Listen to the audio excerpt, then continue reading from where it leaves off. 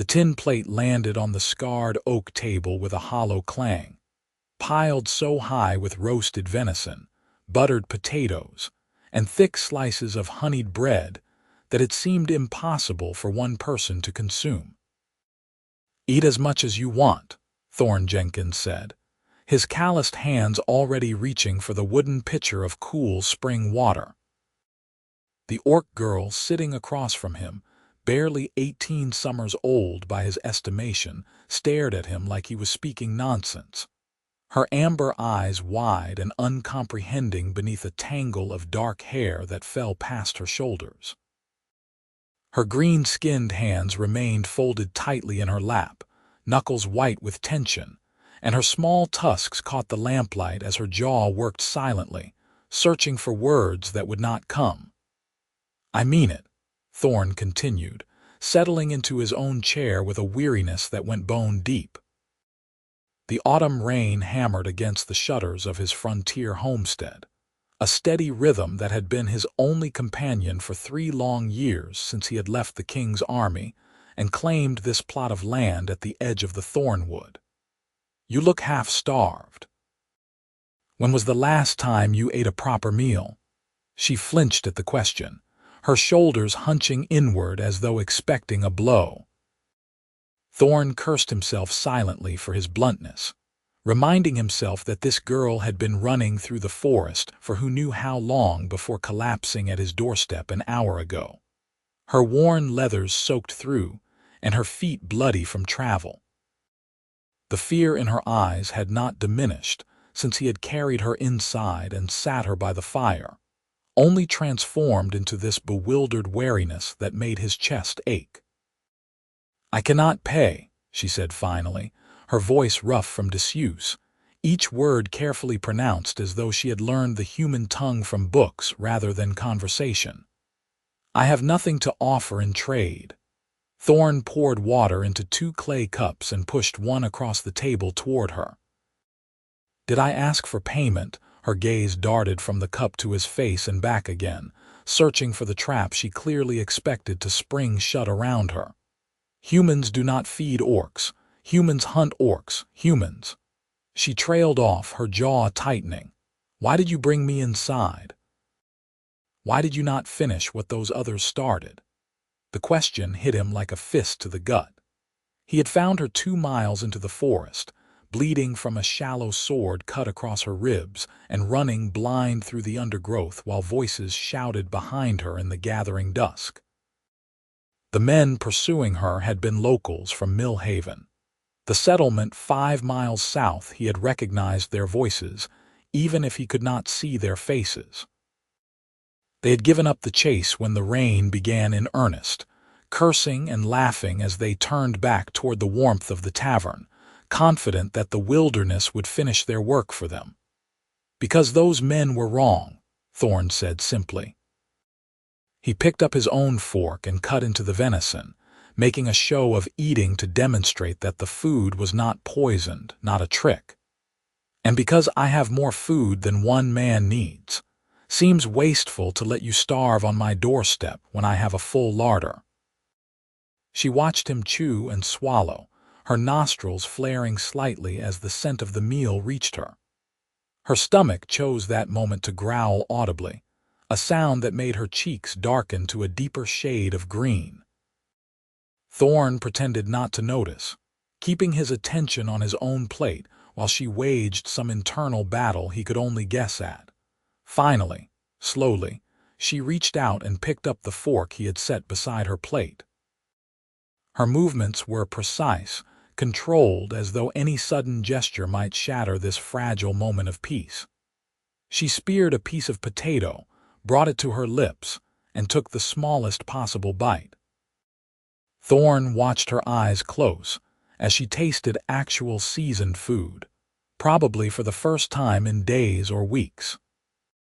When she opened them again, something in her expression had cracked just a hairline fracture in the wall she had built around herself, but enough that he could see the desperate hunger beneath. "Eat," he said again, more gently this time. "There is plenty, and I meant what I said." "As much as you want." She ate. Not with the ravenous desperation he had expected, but with careful deliberation, as though she was afraid the food might vanish if she acknowledged how badly she needed it. Thorne continued with his own meal, the silence between them filled only by the rain and the occasional pop from the fireplace. He had 1,000 questions: where she had come from, why those men had been chasing her, where she intended to go, but he kept them locked behind his teeth. There would be time for questions later, if she chose to stay. For now, she needed safety and sustenance, and those were things he could provide without demanding her story in return. When her plate was empty, she set down her fork and stared at the scratched surface of the table. "My name is Grelda," she said quietly. "Grelda of the Stonefang clan, or I was before they cast me out." "Thorne," he replied. "Thorne Jenkins, former soldier, current farmer, permanent resident of the middle of nowhere." He rose and collected their plates, carrying them to the wash basin. "You are welcome to stay the night. The storm shows no sign of letting up, and I would not send a dog out into this weather, much less a person who has already been through hell." "I am Orc," she said, as though he might have somehow failed to notice.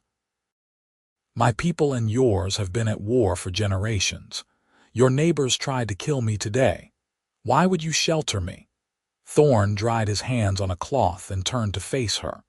She had risen from the table, her posture defensive, ready to flee or fight depending on his answer. In the firelight, he could see that she was younger than he had first thought, her face still holding that slight softness that hardship had not yet carved away entirely. The cut across her ribs had bled through the bandage he had applied, a dark stain spreading across the clean linen he had wrapped around her torso. "Because the war ended 4 years ago," he said.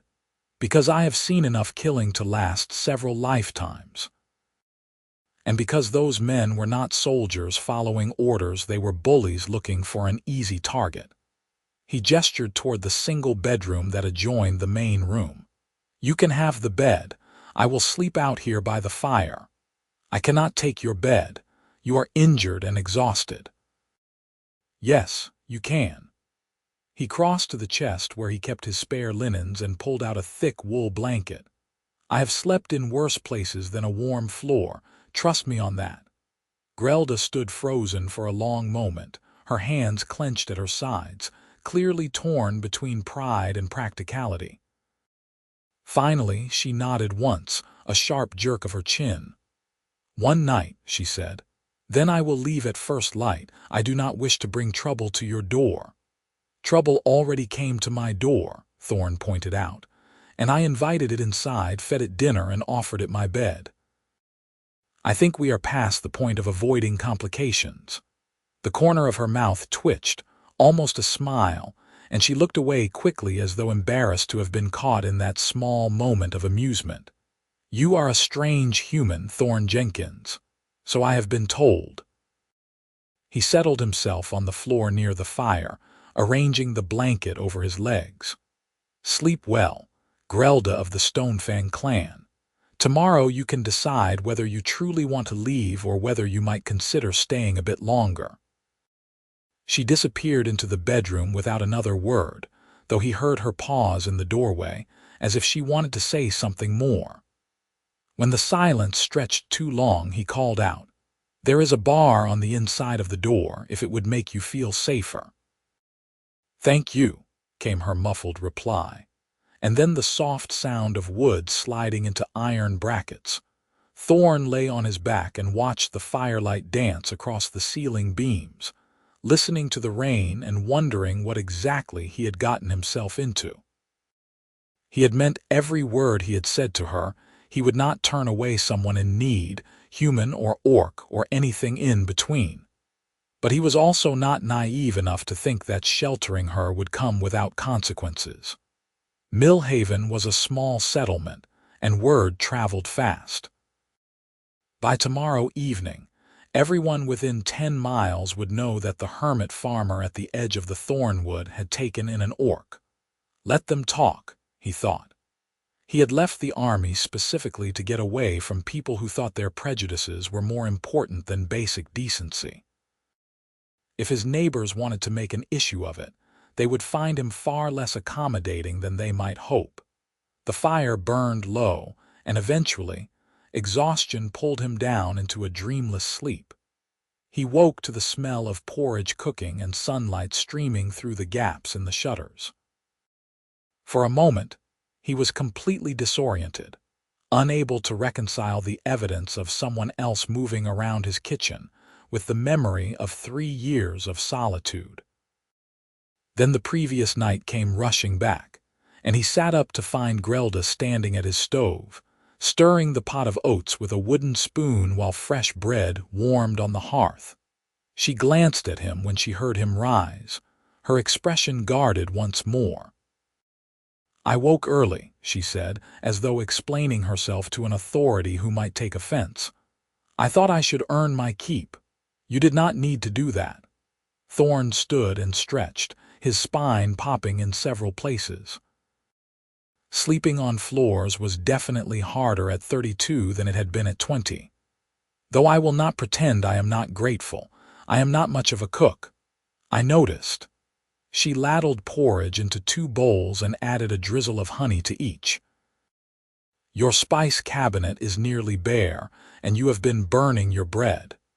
He accepted the bowl she handed him and took a seat at the table. "In my defense, I have been living alone for a long time. There did not seem to be much point in learning to cook well when I was the only one eating it." They ate in companionable silence for a few minutes before Grelda spoke again. "The rain stopped just before dawn. The roads will be passable by midday." "So they will." Thorne studied her over the rim of his cup. She had washed at some point, her dark hair still damp and hanging in loose waves around her face. The fear from last night had receded, replaced by a calm determination that he recognized from his years in the service, the look of someone who had made a decision and intended to see it through, consequences be damned. "Where will you go?" She shrugged, a gesture that tried to convey indifference but did not quite succeed. "North, probably. I heard there are orc settlements in the mountain valleys that do not exile those who refuse to raid human villages. That is a long journey on foot, especially without supplies or coin. I have made do with less." Thorne set down his cup and leaned forward, resting his elbows on the table. "I have a proposition for you if you are willing to hear it." Her eyes narrowed with suspicion. "What kind of proposition?" "The kind where you stay here and help me with the farm work in exchange for room and board. The harvest is coming in, and I could use an extra pair of hands. You would have a safe place to sleep, regular meals, and time to let that wound heal properly before you set off on a journey that might kill you. You want me to work for you." Her tone was flat, unreadable. "I want to offer you a fair arrangement that benefits both of us," he corrected. "You need a place to recover and gather your strength. I need help bringing in the crops before the first frost. After the harvest is done, if you still want to head north, I will give you supplies and enough coin to make the trip safely." Grelda stared at him for a long moment, and he could practically see her turning the offer over in her mind, examining it from every angle for hidden barbs and ulterior motives. "Why?" she asked finally. "You do not know me. You have no reason to trust me. For all you know, I could rob you blind the moment your back is turned." "You could," he agreed. "But you did not steal anything last night when you had the chance, and you made breakfast this morning instead of slipping away before I woke. That tells me something about your character. It tells you I have basic manners, not that I am trustworthy. Then consider it an act of faith on my part." He stood and carried his empty bowl to the wash basin. "I am not asking you to swear a blood oath or bind yourself to my service. I am offering you honest work and a safe place to stay for a few weeks. You can leave any time you want, no questions asked." But I think we both know that heading into the mountains with nothing but the clothes on your back is a good way to end up dead before winter sets in." She looked down at her hands, at the calluses on her palms and the old scars that marked her knuckles. When she spoke again, her voice was softer, almost uncertain. "What will your neighbors say when they find out? Probably a lot of things, most of them unpleasant." He turned to face her, making sure she could see that he was serious. "I will not lie to you and pretend this will be easy. There will be talk, and some of it will be ugly. But this is my land, and I will have whoever I damn well please working it. Anyone who has a problem with that can take it up with me directly." Grelda rose from the table and crossed to the window, looking out at his fields, 5 acres of wheat ready for cutting, a vegetable garden bursting with late-season produce, and a small orchard of apple trees heavy with fruit. It was not a grand estate by any measure, but it was well tended and productive, the result of 3 years of backbreaking labor. "I do not know how to farm," she admitted. "My clan were raiders and hunters. I can track, fight, and survive in the wild, but I have never planted a seed in my life." "Then I will teach you." Thorne joined her at the window. "And you can teach me some of those survival skills. I was a soldier, not a woodsman. I can barely tell the difference between deer tracks and rabbit tracks." That earned him another almost smile, gone as quickly as it appeared. "You would trust an orc to teach you how to fight. I would trust someone with practical knowledge to share what they know. Your being an orc has nothing to do with it." She turned to look at him, and for the first time since he had found her in the forest, he saw something other than fear or wariness in her expression. It was cautious hope, fragile and uncertain, but hope nonetheless. "One season," she said. "I will stay until the harvest is done. After that we can see." He held out his hand. "One season, we have a deal." She looked at his extended hand as though it might be a trap, then slowly reached out and clasped it. Her grip was strong, her palm rough with work, and the simple gesture of a handshake seemed to carry more weight than any formal contract. "Good," Thorne said. "Then let us get to work. Those fields will not harvest themselves." The days fell into a rhythm that surprised them both with its ease. Thorne taught Grelda how to use a scythe, how to bundle wheat into sheaves, how to tell when the apples were ripe enough to pick. She learned quickly, her natural strength and coordination making up for her lack of experience, and she threw herself into the work with an intensity that spoke of someone desperate to prove their worth. In turn, she showed him how to move quietly through the forest, how to read the signs that animals left behind, how to set snares that would catch rabbits without alerting every predator in the area.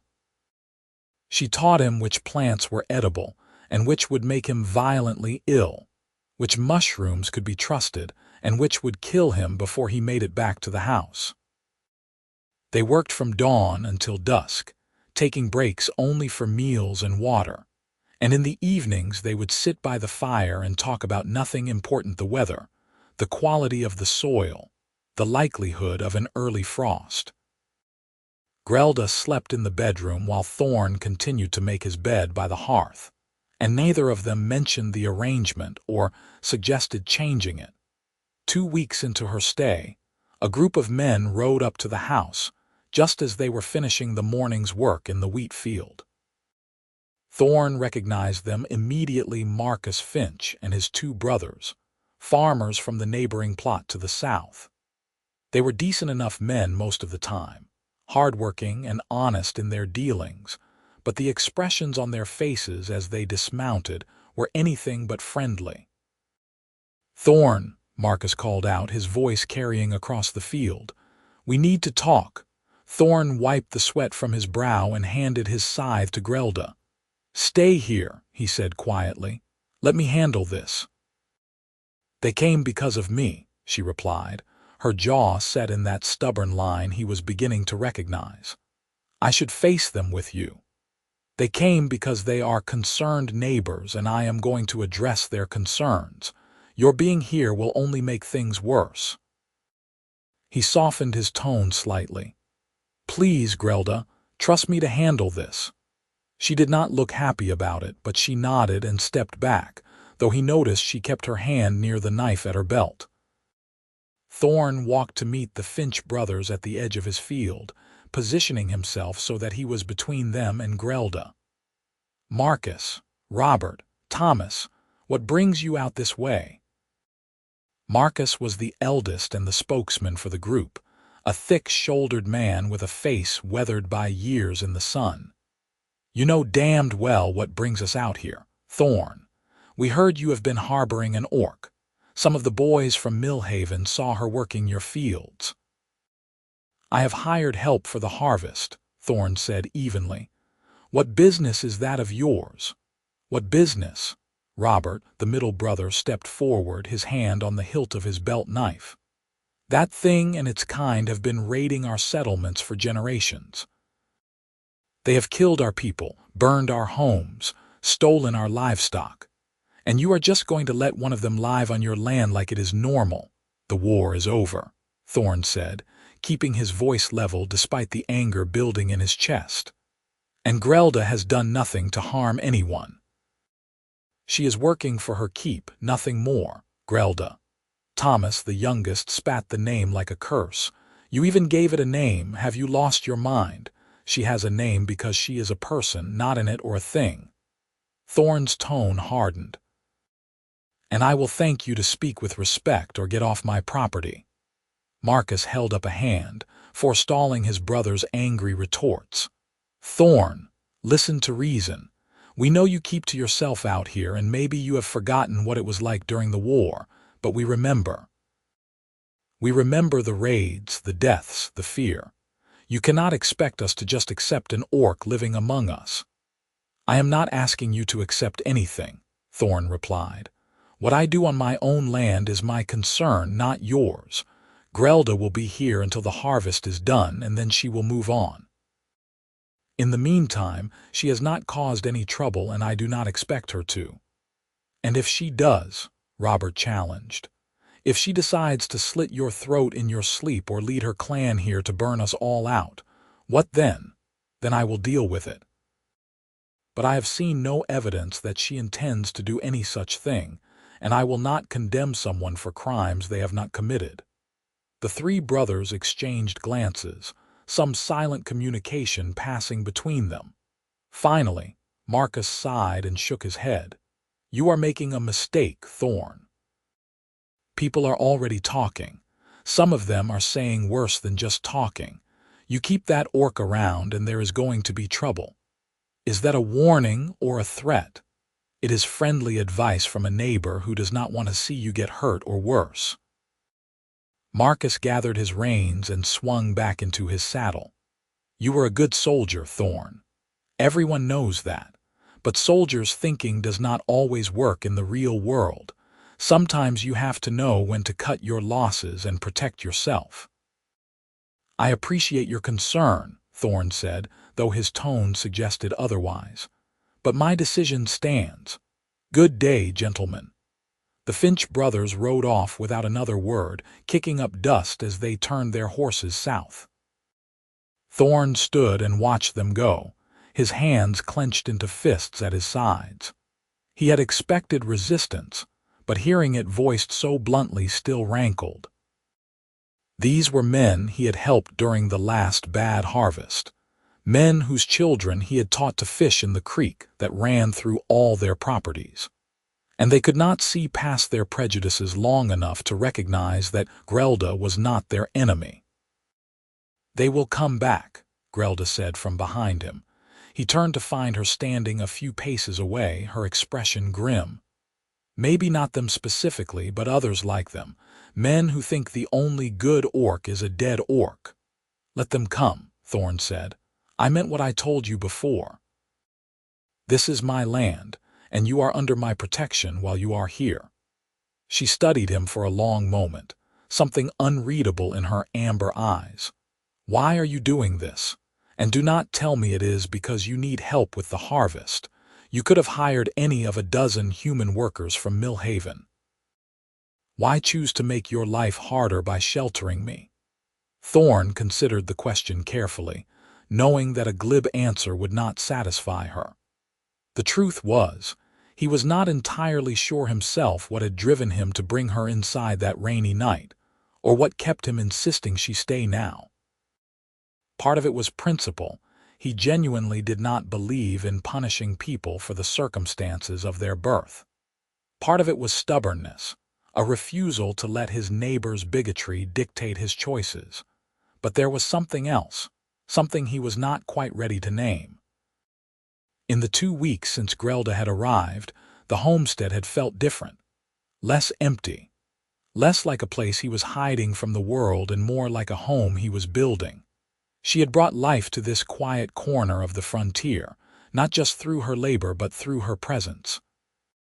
The sound of her voice in the morning, the way she hummed tunelessly while she worked, the sight of her sitting by the fire in the evening mending her clothes, all of it had filled spaces inside him that he had not realized were hollow.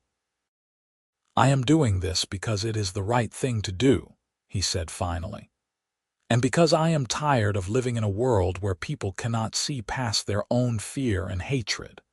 Maybe that makes me naive or foolish, but I would rather be those things than turn away someone who needs help." Grelda's expression softened slightly and she looked away, blinking rapidly. "You are a good man, Thorne Jenkins, better than I expected to find in this world." "I am just a man," he replied, "doing what I can with what I have. Now come on, we have half a field left to finish before supper." They returned to work, but the visit from the Finch brothers had cast a shadow over the day that neither of them could quite shake. Thorne found himself watching the road more carefully, and he noticed that Grelda kept her knife within easy reach at all times. The easy rhythm they had established felt fragile now, a bubble that could burst at any moment. That night, as they sat by the fire eating the venison stew Grelda had prepared, she spoke up suddenly. "Tell me about the war. Your war, I mean. What was it like fighting my people?" Thorne set down his bowl and leaned back in his chair. It was not a question he had expected, though perhaps he should have. "It was like any war," he said slowly. "Brutal, confusing, and mostly pointless. We were told that the orcs were monsters who needed to be destroyed. You were probably told that the humans were invaders who needed to be driven back, and thousands of people on both sides died believing those lies." "Were they lies?" she asked. "My clan raided human settlements. We took food, livestock, sometimes captives. We fought because we believed it was the only way to survive. And we fought because we believed you were the aggressors, that you attacked us without provocation. But the truth is more complicated than that." He stared into the fire, remembering battles he would rather forget. "Your people were being pushed out of your traditional hunting grounds by human expansion. You raided because you were desperate. We retaliated because we saw only the violence, not the desperation behind it. And so the cycle continued, both sides convinced they were in the right." "When did you realize it was wrong?" "Halfway through my 5th year of service. We had just burned an orc settlement to the ground, men, women, children, all of them. Our commander called it a great victory. I called it murder." He looked at her directly. "I left the army a month later, took my discharge, and came out here to try to build something instead of destroying things. That was 3 years ago, and I have not regretted it for a moment." Grelda was quiet for a long time, processing his words. "My clan exiled me because I refused to kill a human child during a raid. She was maybe 6 years old, crying over her mother's body. The raid leader ordered me to silence her. I refused. He challenged my loyalty, and when I would not back down, the elders cast me out." She laughed bitterly. "They said I had gone soft, that I was not fit to be Stonefang. Maybe they were right." "They were wrong," Thorne said firmly. "Refusing to kill a child does not make you weak, it makes you decent. Decent does not fill your belly or keep you warm at night." "No, but it lets you sleep without nightmares. I will take that over a full stomach any day." She met his eyes across the fire, and something passed between them, an understanding, a recognition of shared scars. They were both outcasts in their own ways, both trying to find a place in a world that had no patience for people who refused to hate on command. "Thank you," she said softly, "for sharing that, and for not treating me like a monster." "Thank you for not treating me like a killer," he replied. "Even though I have killed your people, and I have killed yours, I suppose that makes us even. I suppose it does."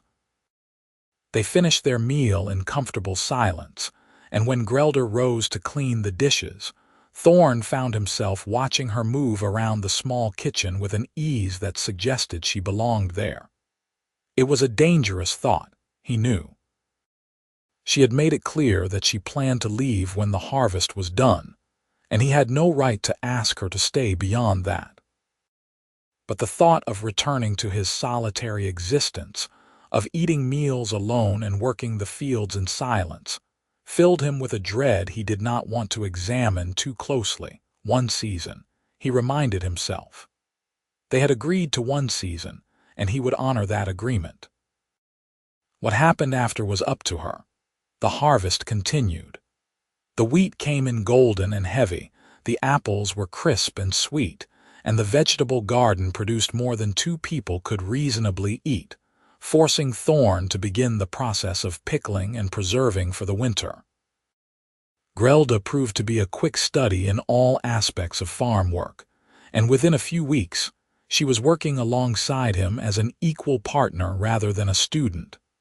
They fell into patterns that felt natural, almost domestic. She would wake first and start the fire. He would handle the morning feeding of the chickens and the goat. They would work the fields together until midday, break for a meal, then continue until dusk. Evenings were spent on whatever tasks. The season demanded mending tools, preserving food, repairing the house where winter had damaged it. And slowly, almost imperceptibly, the distance between them began to close. It started with small things. Thorne began to notice the way Grelda's hair caught the light when she worked, the way her laugh, rare but genuine, seemed to warm the air around her. He found himself looking for excuses to work near her, to brush against her in passing, to hear her voice. For her part, Grelda seemed to relax more each day. The permanent tension in her shoulders eased, her smiles came more readily, and she started to offer opinions and suggestions rather than simply following his lead. She began to sing while she worked, old orc songs in a language he did not understand, and the sound of her voice lifted his spirits in ways he could not explain. 6 weeks into her stay, they were picking apples in the orchard when a sudden autumn storm rolled in, the sky darkening from blue to black in a matter of minutes. They ran for the house, laughing as the first fat drops of rain began to fall, and they barely made it through the door before the heavens opened and rain came down in sheets. They stood in the main room, both of them soaked through and breathless from running, and Grelda started to laugh, a real, full-throated laugh that Thorne had never heard from her before. It was infectious, and he found himself joining in, both of them laughing for no reason other than the simple joy of being alive and dry and together. When the laughter faded, they were left standing close, closer than they had ever been before, and Thorne became acutely aware of every detail of her face. The delicate points of her ears, the way her tusks curved just slightly past her upper lip, the gold flecks in her amber eyes. She was beautiful, he realized with a start, not in the conventional human way, but beautiful nonetheless. "Thorne," she said softly, and his name on her lips sent a shiver down his spine that had nothing to do with his wet clothes. "Grelda." He reached up slowly, giving her time to pull away, and brushed a strand of wet hair from her face. She did not pull away. Instead, she leaned into the touch, her eyes closing for just a moment. Then she stepped back, the moment breaking like a soap bubble. "I should change," she said, her voice rough, "before I catch a chill." "Right, yes, of course." Thorne forced himself to move, to turn away and give her privacy. "I will start the fire." She disappeared into the bedroom, and Thorne set about building up the fire, his hands moving automatically while his mind raced. What had just happened?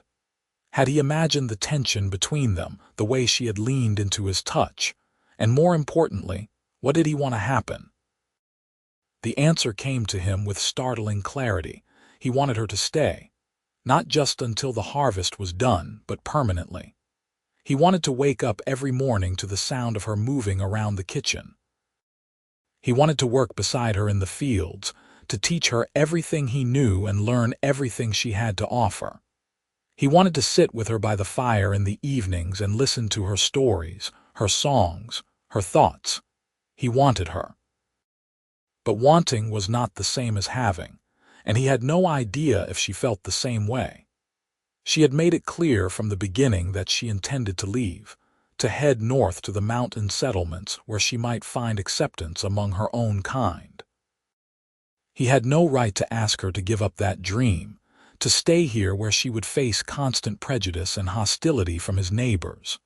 The bedroom door opened, and Grelda emerged wearing dry clothes, her hair wrapped in a towel. She had changed into one of the simple dresses he had given her, clothes that had belonged to his mother before she passed, altered to fit Grelda's taller, broader frame. The dress was plain homespun, nothing fancy, but it suited her in a way that made his chest ache. "The fire is nice," she said, settling onto the floor beside him. "Thank you. It is nothing." He handed her a blanket and she wrapped it around her shoulders. They sat in silence for a while, watching the flames dance, listening to the rain hammer against the roof. "Thorne," she said eventually, "what happens when the harvest is done?" It was the question he had been dreading, the one he had no good answer for. "That depends on you," he said carefully. "You are free to leave whenever you want. I will give you supplies and coin as I promised. But—" He hesitated, then decided to risk honesty. "But I would not object if you chose to stay." She turned to look at him, her expression unreadable. "Stay here, permanently, if you wanted to. I know it is not ideal. You would still face prejudice from the neighbors, and life on a frontier farm is hard work with little glamour. But you would have a home, steady meals, and—" He swallowed hard. "And you would have me, for whatever that is worth." "Thorne, I cannot ask you to. You are not asking. I am offering." He shifted to face her fully. "These past weeks have been the best I have had since I left the army, maybe the best I have had in my entire life. The farm feels less like a refuge and more like a home when you are here. I do not want to go back to the way things were before." Grelda's eyes were bright, and she blinked rapidly, looking away. "You do not know what you are saying. The novelty will wear off, and you will realize that you have tied yourself to an orc, someone who will never be accepted by your people. Your neighbors already distrust you. How much worse will it get if I stay? I do not care what my neighbors think. You should care. You have to live among them. You trade with them, rely on them when times are hard. If you alienate them completely, you will be alone out here. Then I will be alone. I have been alone before." He reached out and took her hand, and this time she did not pull away. "Grelda, I am not saying this will be easy. I am not promising you a fairy tale where everything works out perfectly, but I am saying that I want to try. I want to build something here with you if you are willing." She stared at their joined hands, her thumb tracing small circles on his palm. "I do not know how to do this," she admitted. "I have never had a home, not really. My clan was always moving, always raiding, and I certainly have never had someone offer me a future before." Then we will figure it out together.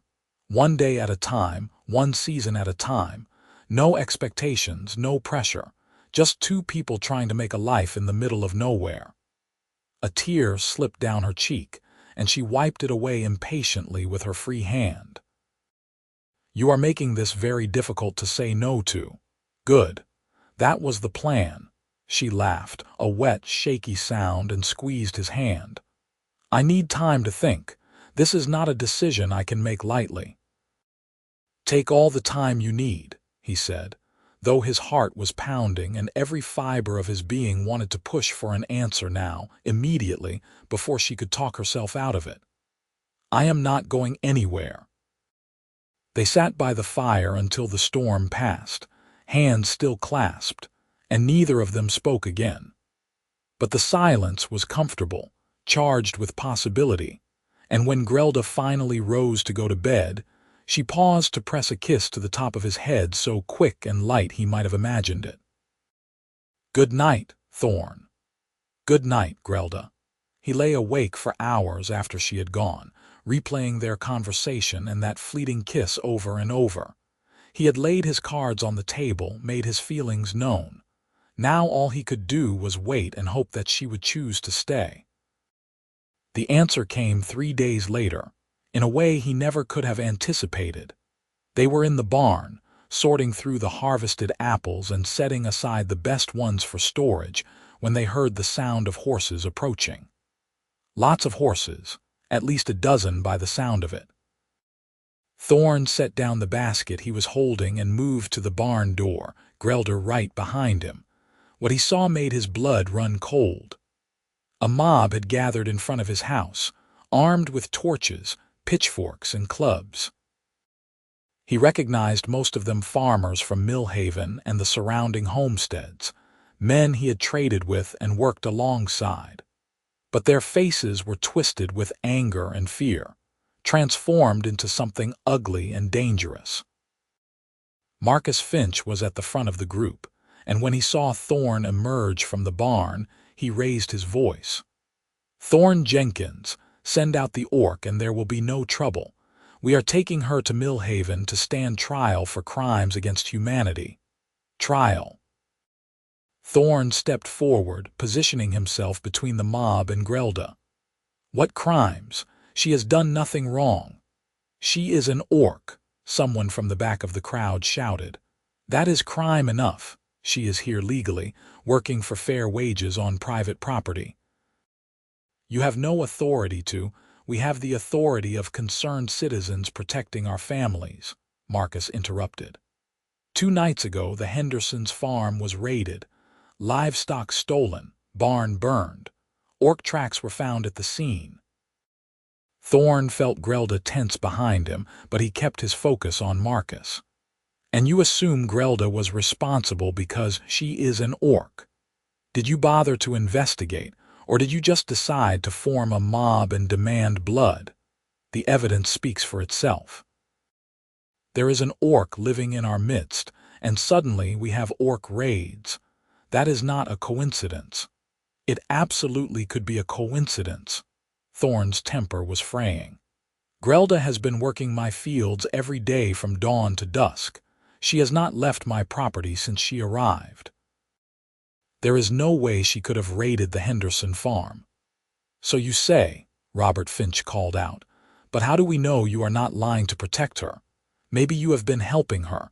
Maybe you have turned traitor to your own kind." The accusation hit like a physical blow, and Thorne felt rage surge through him. "How dare you, Thorne?" Grelda's hand on his arm stopped him. She stepped forward, her head held high despite the hatred directed at her. "I did not raid the Henderson farm. I swear this on my honor and my ancestors." "But I know you will not believe me, because you see only what you want to see." "Damned right we do not believe you," someone shouted, and the crowd rumbled in agreement. "Then take me," Grelda said calmly. "I will go with you willingly. Just leave Thorne alone. He has done nothing but show me kindness. Do not punish him for that." "No." Thorne grabbed her wrist, pulling her back. "You are not going anywhere with them. This is not a trial, it is a lynching waiting to happen. Thorne, please, I said no. He turned back to the mob, his free hand dropping to the hilt of his belt knife. It was a pathetic weapon against a dozen armed men, but he was not going to let them take her without a fight. Grelda is under my protection. If you want her, you will have to go through me. Marcus shook his head sadly. Thorne, do not do this. Do not throw your life away for an orc. Step aside and let us take her. This does not have to get ugly. It is already ugly. You are threatening an innocent person based on nothing but prejudice and circumstantial evidence. If you try to take her, I will defend her with everything I have. One man cannot stand against all of us. Then you had better hope I go down quickly, because I promise you will not like what happens if I do not. The standoff stretched out, tension crackling in the air like lightning before a storm. Thorne could feel Grelda shaking beside him, but whether from fear or rage he could not tell.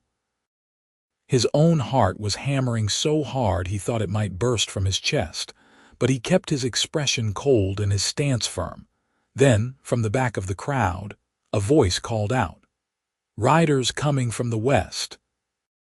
Everyone turned to see a group of horsemen approaching at a gallop, their leader carrying a banner that Thorne recognized immediately the king's seal.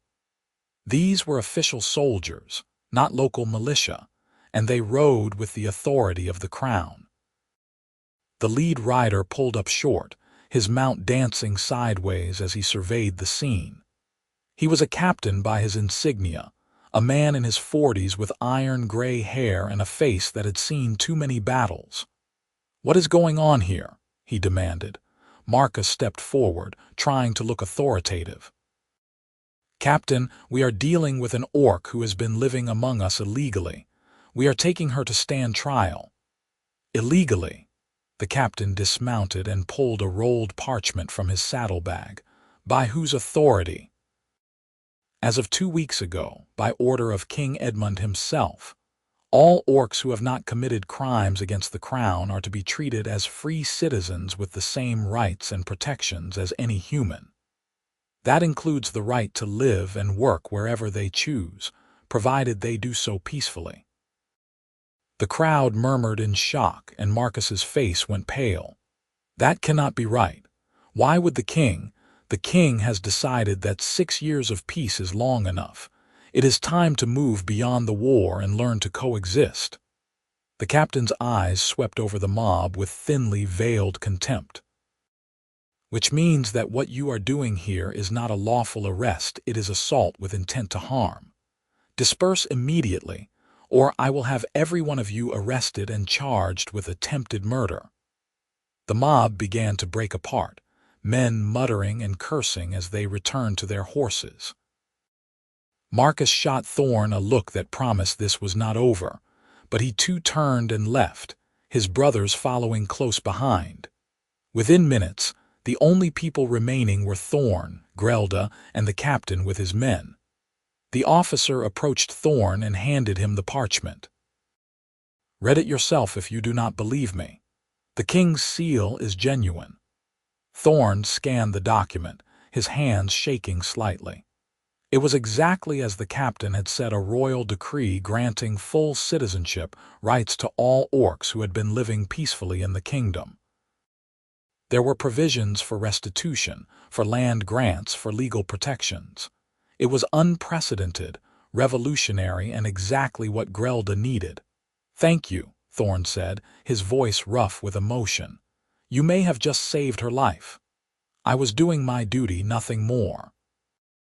The captain glanced at Grelda, his expression neutral.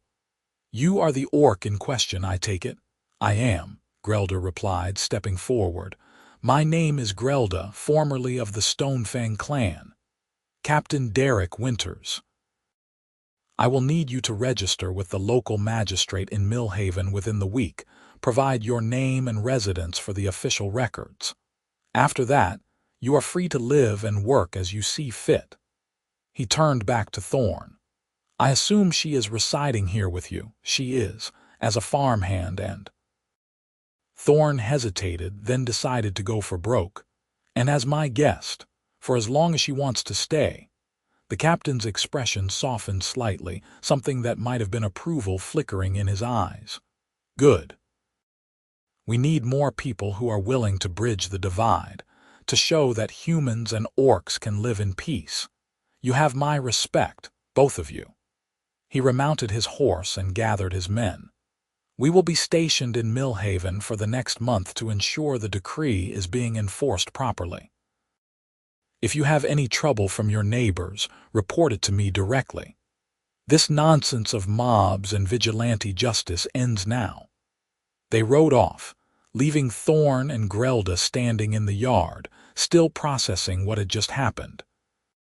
Slowly, Grelda's knees gave out and she sank to the ground, her whole body shaking with reaction. Thorne dropped down beside her, pulling her into his arms. "It is over," he murmured into her hair. "You are safe.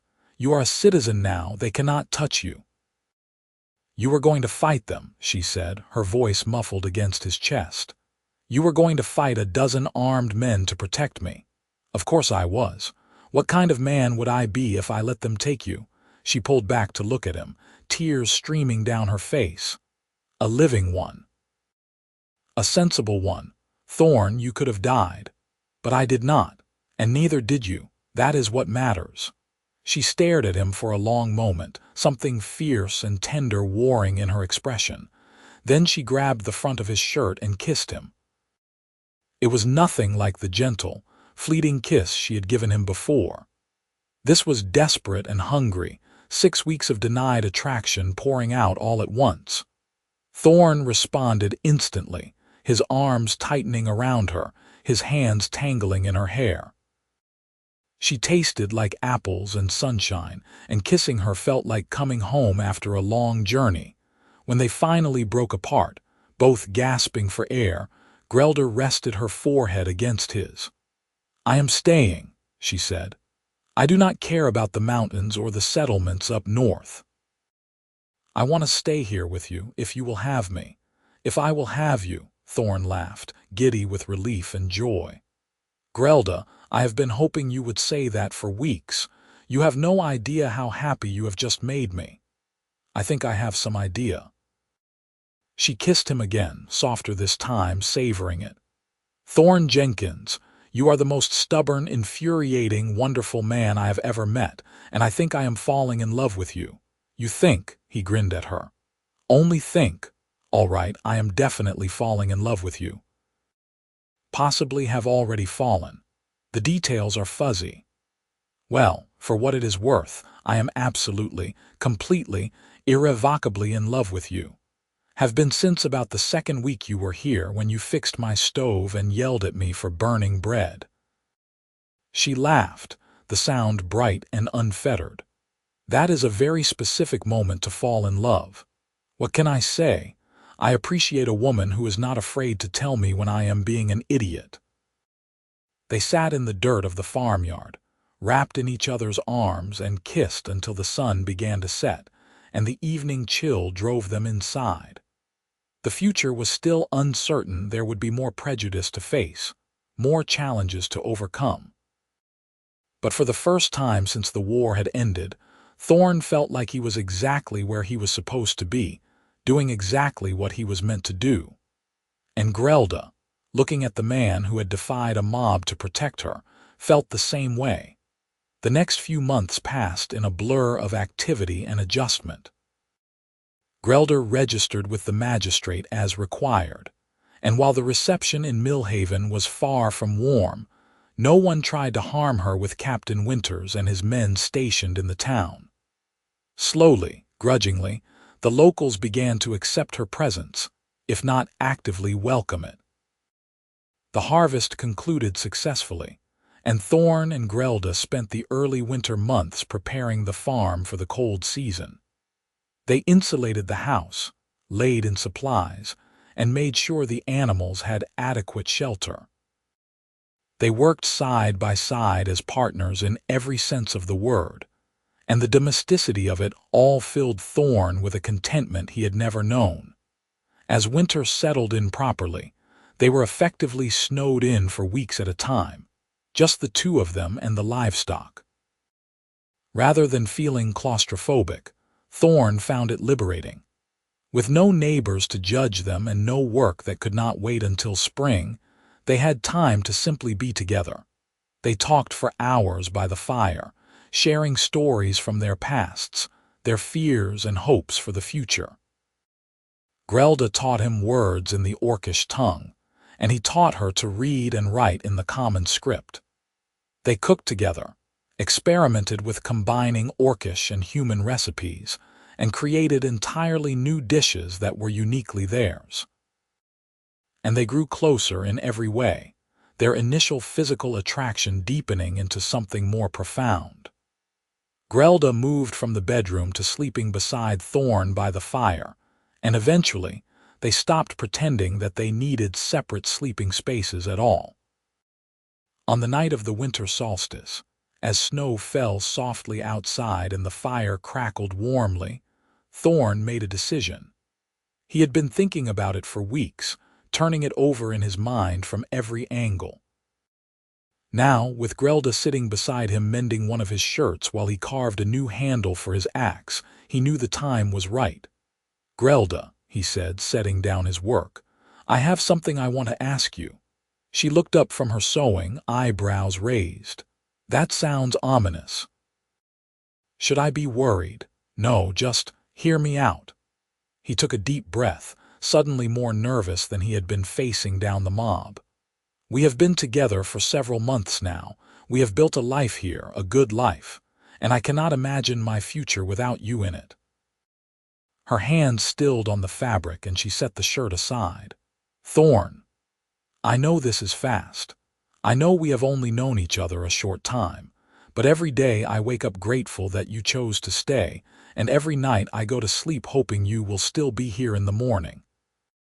He reached out and took her hand. "Marry me, Grelda. Be my wife. Let me be your husband. I want to build a future with you, raise a family if we are blessed with one, and grow old together on this farm." Grelda's eyes were wide, her mouth slightly open in shock. For a long, terrible moment, she did not respond, and Thorne felt his heart begin to sink. Then she moved, launching herself at him with enough force to knock him backward. They tumbled onto the floor in a tangle of limbs, and she was laughing and crying at the same time. "Yes," she said, kissing his face, his neck, anywhere she could reach. "Yes, yes, 1,000 times yes. I will marry you, Thorne Jenkins. I will be your wife and you will be my husband, and we will build a beautiful life together." Relief and joy flooded through him, and he pulled her down for a proper kiss, pouring everything he felt into it. When they broke apart, both of them were grinning like fools. "I do not have a ring," he admitted. "I should have thought of that before I asked. I do not need a ring. I just need you." She settled against his chest, her head tucked under his chin. "When do you want to do this? Spring? Summer, as soon as possible. I will ride to Millhaven tomorrow and speak with the magistrate about arranging a ceremony, unless you want something large and formal," she snorted. "Can you imagine? Half the town would refuse to attend out of principle, and the other half would only come to cause trouble. No, I want something small, just us and whoever is willing to stand as witnesses. I think I can arrange that." He stroked her hair, marveling at how soft it was. "We are really doing this. We are getting married. We really are." She tilted her head back to look at him. "Are you sure about this, Thorne? Truly sure? Because once we are married, you will be tied to me in the eyes of the law and society. Some people will never forgive you for that." "Let them not forgive me. You are worth more than the approval of small-minded bigots." He cupped her face in his hands. "Grelda, you are the best thing that has ever happened to me. Marrying you is not a sacrifice or a compromise. It is the easiest decision I have ever made." She kissed him again, slow and sweet, and they stayed on the floor by the fire for a long time, wrapped in each other and the warmth of their shared happiness. True to his word, Thorne rode to Millhaven the next day, braving the cold and the snow to speak with the magistrate. The official was an older man named Gerald Moss, one of the few people in town who had treated Grelda with basic courtesy during her registration. He listened to Thorne's request with raised eyebrows but no visible disapproval. "You want to marry the orc girl," he said, more statement than question. "I want to marry Grelda, yes, as soon as it can be arranged." Magistrate Moss leaned back in his chair, studying Thorne with shrewd eyes. "You know this will not be popular. People are still adjusting to the idea of orcs as citizens. An actual marriage between human and orc will cause quite a stir." "I am aware. I am also aware that under the king's decree, such a marriage is completely legal and you have no grounds to refuse it." "I have no intention of refusing it," Moss said mildly. "I am simply making sure you understand what you are getting into. But if you are certain I can perform the ceremony any time you like, you will need 2 witnesses and I will need to file the marriage certificate with the Crown." "I am certain, and I will find witnesses." Thorne paused. "Thank you, Magistrate Moss, for being fair about this. I am just doing my job, but—" The older man's expression softened slightly. "For what it is worth, I think what you are doing is brave. The world needs more people willing to look past old hatreds and build new bridges. I hope you and Grelda will be very happy together." Finding witnesses proved to be the trickiest part. Most of Thorne's neighbors were either openly hostile or too afraid of social backlash to publicly support the marriage. He was beginning to think he would have to recruit strangers when an unexpected ally emerged. Captain Winters, still stationed in Millhaven with his men, heard about the planned marriage and sought Thorne out. "I hear congratulations are in order," he said, dismounting at Thorne's farmhouse. "News travels fast," Thorne replied, inviting him inside. "It does in a small town. Especially news as noteworthy as this." The captain accepted a cup of tea and settled at the table. "I also hear you are having trouble finding witnesses. People are reluctant to associate themselves with the marriage. I cannot say I blame them, given the social climate." "Well, I would be honored to stand as one of your witnesses, if you will have me. And I am sure I can find another soldier willing to do the same. We may not be locals, but we are official representatives of the Crown. Our presence should add legitimacy to the proceedings." Thorne felt a wave of gratitude so intense it nearly overwhelmed him. "Captain, I do not know what to say. Thank you. No thanks necessary. I meant what I said before. We need more people willing to bridge the divide. Consider this my small contribution to that effort." The wedding was arranged for a week later in Magistrate Moss's office. It was about as far from a traditional ceremony as one could get. No church, no flowers, no guests beyond the required witnesses. But when Thorne saw Grelda standing in her best dress, her hair braided with ribbons he had bought in town, she was the most beautiful thing he had ever seen. They spoke their vows simply and honestly, promising to love and cherish each other for as long as they both lived. When Magistrate Moss pronounced them husband and wife, Thorne kissed his bride with a joy that made his heart feel too large for his chest. Captain Winters and one of his sergeants signed as witnesses, and the marriage certificate was filed officially. They were married, legally and irrevocably, and no one could dispute it or take it away. As they left the magistrate's office, Thorne took Grelda's hand and led her toward their horses. A small crowd had gathered in the street. Word had spread about the ceremony, and curiosity had drawn people out despite the cold. The expressions on their faces ranged from disapproval to open hostility, but there were a few, just a handful, who looked more thoughtful than angry. An old woman stepped forward, wrapped in a heavy shawl against the winter chill. Thorne recognized her as Mabel Henderson, whose farm had been raided months ago. He braced himself for confrontation, but instead, she pulled a small cloth bundle from her basket and offered it to Grelda. "It is not much," she said gruffly. "Just some preserves and a loaf of bread for your household." Grelda accepted the gift with trembling hands. "Mrs. Henderson, I swear to you I had nothing to do with the raid on your farm. I would never, I know that now," the old woman interrupted. "My son found the orcs who did it turned out to be a group from the eastern clans, nothing to do with you at all. I spoke against you without knowing the truth, and for that I apologize. And—" she glanced at Thorne, then back to Grelda. "And anyone who inspires that kind of loyalty from a good man like Thorne Jenkins cannot be all bad. So, welcome to the community, I suppose, for what it is worth." It was not a ringing endorsement, but it was something. A tiny crack in the wall of prejudice, a small sign that change was possible. Grelda's eyes filled with tears, and she clutched the bundle to her chest. "Thank you. You have no idea what this means." Mrs. Henderson nodded brusquely and shuffled away, but her small act of kindness seemed to ripple through the crowd. Not everyone softened. There were still plenty of hard, angry faces, but the outright hostility diminished slightly. It was a start.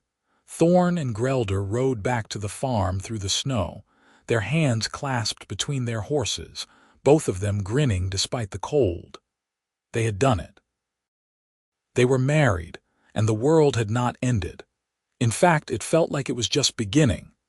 That night they celebrated with a simple meal and each other's company, the firelight casting dancing shadows on the walls of their home. Our home, Thorne thought, the possessive feeling warm and right. Not just his refuge anymore, but the place where they would build their life together. "What are you thinking about?" Grelda asked, curled against his side on the floor by the fire. "How lucky I am," he replied honestly. 6 months ago I was alone, convinced I would spend the rest of my life that way. Now I am married to the most incredible woman I have ever met. It feels like a dream. If it is a dream, I do not want to wake up." She tilted her head to kiss his jaw. "I love you, husband. I love you, wife." They made love slowly that night, taking their time to learn each other in new ways, whispering promises and declarations between kisses. And when they finally fell asleep in each other's arms, they did so with the absolute certainty that they had found what so many people spent their whole lives searching for.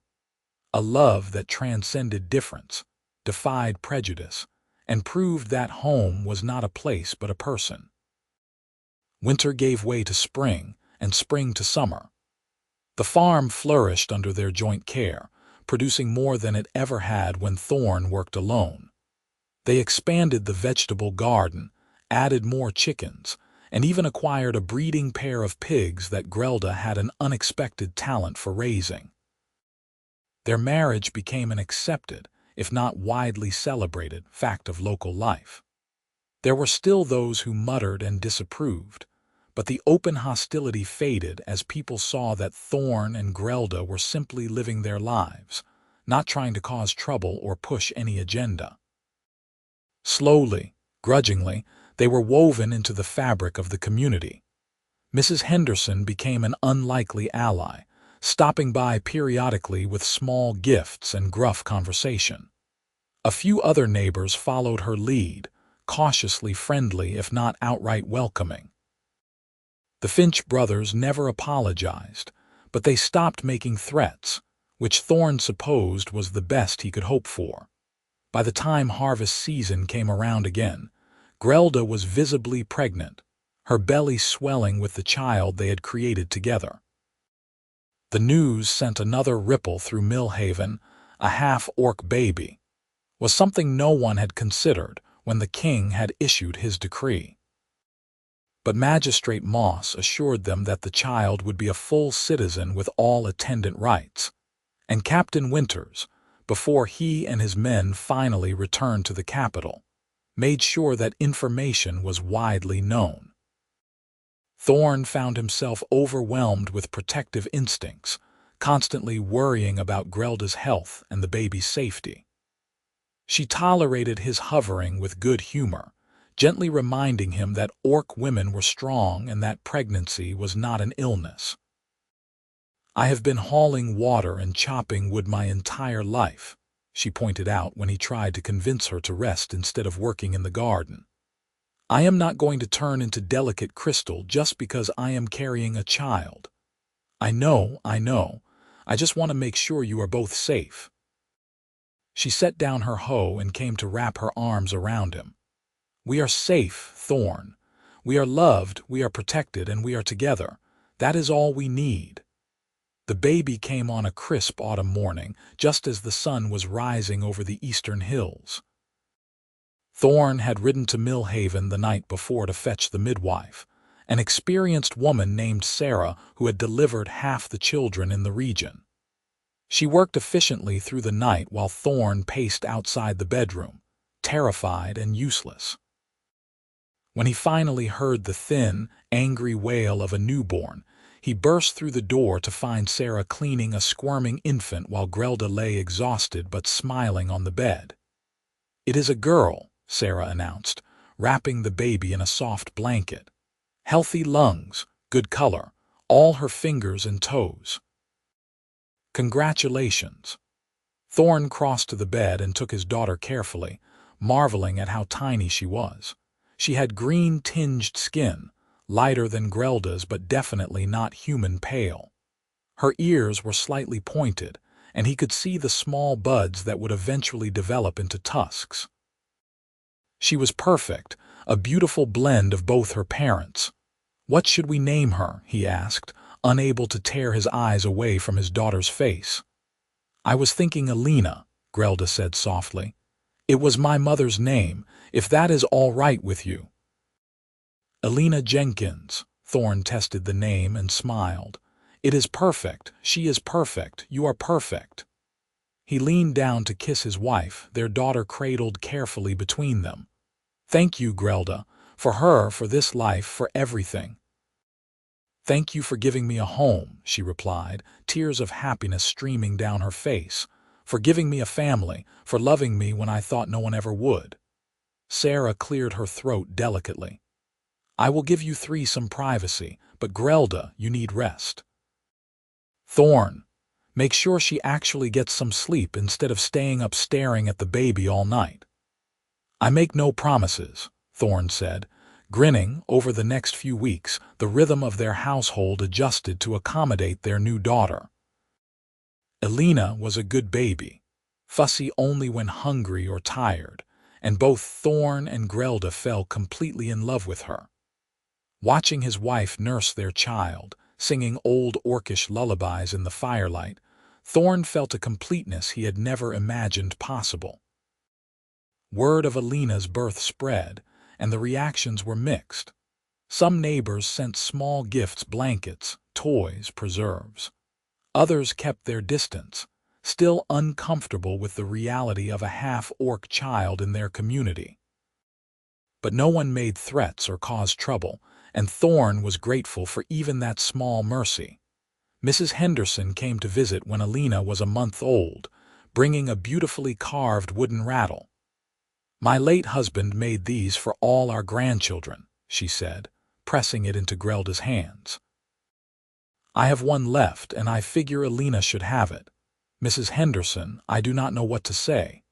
Grelda's voice was thick with emotion. "Do not say anything. Just raise that baby to be kind and strong the way you two are. That will be thanks enough." The old woman peered at Alina, who was awake and alert in Grelda's arms. "She has your eyes, girl, and Thorne's stubbornness, if I am any judge. You two are going to have your hands full." They laughed, the three of them, and for a moment, it felt like family in the truest sense, not defined by blood or species, but by care and connection. As Alina grew from infant to toddler, she became a fixture in the community, whether people liked it or not. She was charming and fearless, inheriting Grelda's strength and Thorne's easy laugh. By the time she was 3, She could outrun most of the human children her age and had already started learning letters from Thorne and tracking from Grelda. The farm continued to prosper, and Thorne and Grelda's marriage deepened into the kind of partnership that sustained them through both joy and hardship. They weathered bad harvests and harsh winters, celebrated good years and small victories. They added to their family first another daughter, then a son, each child a beautiful combination of human and orc traits. 5 years after their wedding, on the anniversary of the day they had met, Thorne and Grelda stood in their orchard watching their children play among the apple trees. Elena, now 4, was teaching her younger sister how to climb while their infant son napped in Grelda's arms. "You ever regret it?" Thorne asked quietly. "Staying here instead of going north to the mountain settlements." Grelda looked at him like he had grown a second head. "Are you joking?" "Thorne, this is everything I ever wanted and more than I ever dreamed was possible.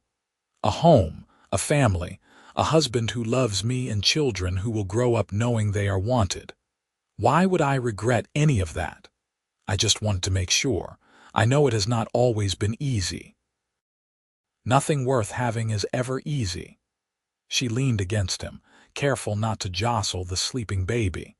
"But we have built something good here, something real and lasting.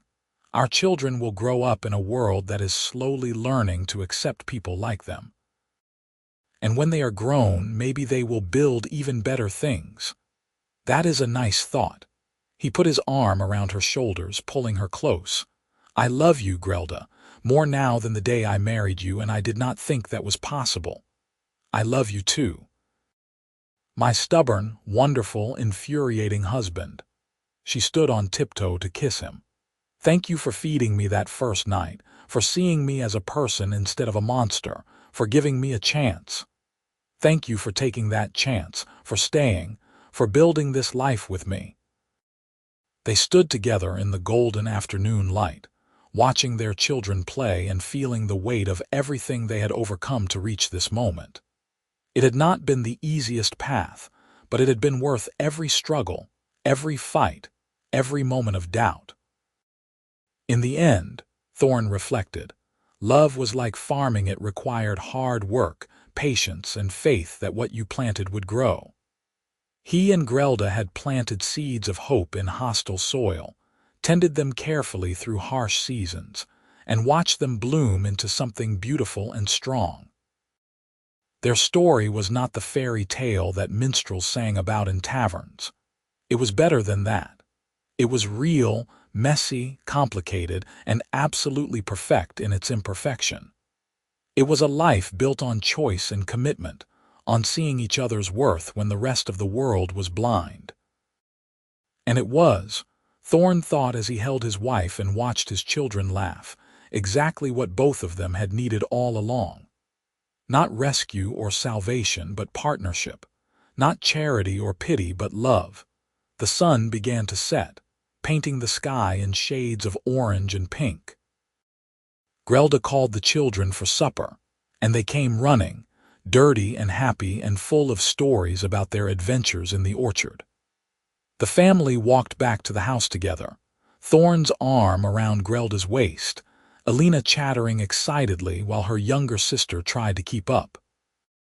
That night, after the children were in bed and the house was quiet, Thorne and Grelda sat by the fire as they had so many times before. The years had been kind to them. There were a few more lines around their eyes, a bit more silver in Thorne's hair, but their love had only grown stronger with time. "Do you remember the first night I was here?" Grelda asked. "When you told me to eat as much as I wanted and I thought you were insane," Thorne laughed. "I do. You looked at me like I was speaking nonsense. Because you were." I had never met a human who would feed an orc, let alone one who would do it without expecting something in return. I did not know how to process it. And now I understand that you were just being you, kind, generous, and completely oblivious to how strange you were being." She rested her head on his shoulder. "That was the moment everything changed for me. Not when you defended me from the mob or when you asked me to marry you. That first night, when you saw me as someone worth feeding instead of something to fear. That was when I started to hope that maybe, just maybe, the world was not as terrible as I had believed. I am glad I could give you that, Thorne said softly. And I am glad you stayed to let me prove it. They sat in comfortable silence, watching the fire burn low, both of them thinking about the journey that had brought them here. From that rainy night 6 years ago to this peaceful evening, they had traveled a long road together. There would be more challenges ahead. Prejudice did not disappear overnight, and raising half-orc children in a mostly human community would have its difficulties. But they would face those challenges the same way they had faced everything else together, with love and determination and an unshakable faith in each other. Outside, the autumn wind whispered through the trees, carrying the promise of winter and the hope of spring to follow. Inside, the Jenkins family slept peacefully, secure in the knowledge that they were home, they were loved, and they were exactly where they belonged. And in the morning, when Thorne would wake to find Grelda already up and making breakfast, when their children would tumble out of bed full of energy and mischief, when the day's work would begin again with all its joys and frustrations in all of that ordinary, beautiful chaos, they would continue to prove that love was stronger than hate, that acceptance was possible, and that sometimes the greatest adventures began with the simplest acts of kindness. Eat as much as you want, he had told her, and she had. Not just the food, but the life he offered, the love he gave freely, the future they built together. She had taken it all and given back just as much, creating something neither of them could have achieved alone. That, Thorne thought as sleep began to claim him, was the real magic. Not prophecies or destinies, but two people choosing each other every single day, building a life one moment at a time.